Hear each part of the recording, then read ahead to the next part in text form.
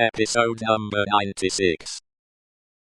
"And mind you," said Mr. Cruncher, "no games tomorrow. If I, as an honest tradesman, succeed in providing a jint of meat, or two, none of your not touching of it, and sticking to bread. If I, as an honest tradesman, am able to provide a little beer, none of your declaring on water. When you go to Rome, do as Rome does. Rome will be an ugly customer to you, if you don't. I am your Rome, you know." Then he began grumbling again. "With your flying into the face of your own victuals and drink. I don't know how scarce you mayn't make the victuals and drink here, by your flopping tricks and your unfeeling conduct. Look at your boy.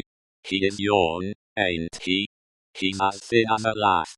Do you call yourself a mother, and not know that a mother's first duty is to blow her boy out?" This touched young Jerry on a tender place, who adjured his mother to perform her first duty, and, whatever else she did, or neglected, above all things to lay especial stress on the discharge of that maternal function so affectingly and delicately indicated by his other parent. Thus the evening wore away with the Cruncher family, until young Jerry was ordered to bed, and his mother, laid under similar injunctions, obeyed them. Mr. Cruncher beguiled the earlier watches of the night with solitary pipes, and did not start upon his excursion until nearly 1 o'clock. Towards that small and ghostly hour, he rose up from his chair, took a key out of his pocket, opened a locked cupboard, and brought forth a sack, a crowbar of convenient size, a rope and chain, and other fishing tackle of that nature. Disposing these articles about him in skillful manner, he bestowed a parting defiance on Mrs. Cruncher, extinguished the light, and went out. Young Jerry, who had only made a feint of undressing when he went to bed, was not long after his father. Under cover of the darkness he followed out of the room, followed down the stairs, followed down the court, followed out into the streets. He was in no uneasiness concerning his getting into the house again, for it was full of lodgers, and the door stood ajar all night. Impelled by a laudable ambition to study the art and mystery of his father's honest calling, young Jerry, keeping as close to house fronts, walls, and doorways, as his eyes were close to one another, held his honored parent in view.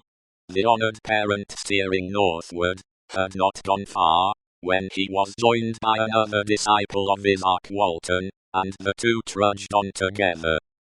Within half an hour from the first starting, they were beyond the winking lamps, and the more than winking watchmen, and were out upon a lonely road. Another fisherman was picked up here, and that so silently, that if young Jerry had been superstitious, he might have supposed the second follower of the gentle craft to have, all of a sudden, split himself into two. The three went on, and young Jerry went on, until the three stopped under a bank overhanging the road. Upon the top of the bank was a low brick wall, surmounted by an iron railing.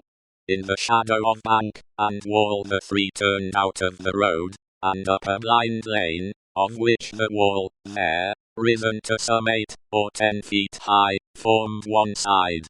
Crouching down in a corner, peeping up the lane, the next object that young Jerry saw, was the form of his honored parent, pretty well defined against a watery and clouded moon, nimbly scaling an iron gate.